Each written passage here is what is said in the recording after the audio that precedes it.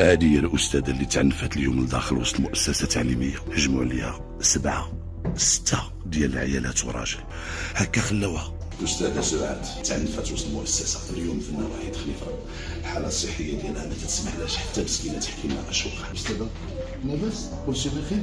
ضربوك لداخل وسط المؤسسة؟ مشيت غير نسكن وهكا الحالة ديالها.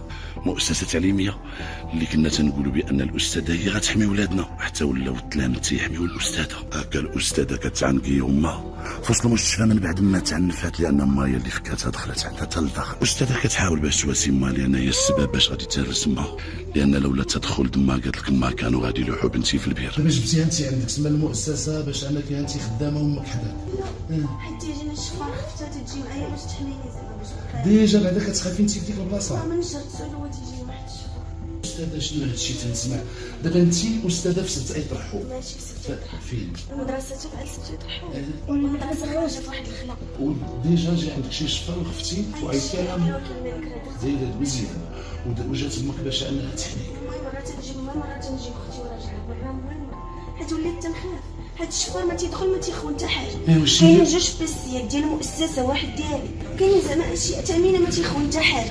تيدخل ما تيلقانيش، تيخبط يديه مع المال وتيخليهم ليا وتيخرج تيقطع الضواء. غير الامارات ديالهم يدخل زعما علاش شديت كنقطع، فهمتي؟ تنقول لهم راه الشفار كاين، تيقولوا لي انت غا حمقى ما كاين حتى حاجه، والدم ديالو كاين في الحيط، البصامات كلشي كاين. واليوم حتى دخلوا عليك هادو؟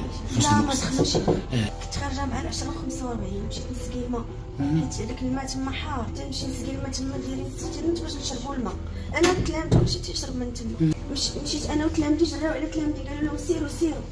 واحد التلميذ قلت لي سير انا زوج ليا نغرى في العمر. شي تلميذ ديالك؟ بقيت تيغسلوا دوك السيتيرنات الكبار، ولكن الماء اللي جا في الحلو داروه في السيتيرنات الصغار.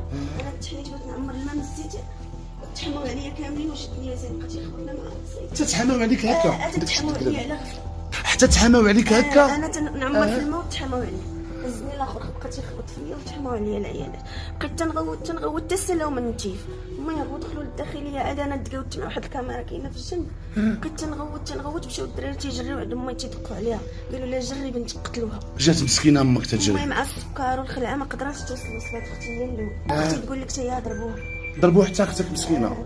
علاش اختي هادشي وقع لك استاذاتي؟ ما عرفتش، ما عرفت حتى يمكن حنت درت واحد الشكايه عند وكيل الملك اللي غافيه من شكه في الشفار. قال لي درتي شكايه وشكيتي وجاو انتقموا على الشفار. انا ما ذكرتهمش، انا قلت غافيه من شكه، وهما اليوم بقاو تيضربوا فيا، بغاو يقتلوني، قالوا لي نقتلوها تخرج عنا من هاد المدرسه.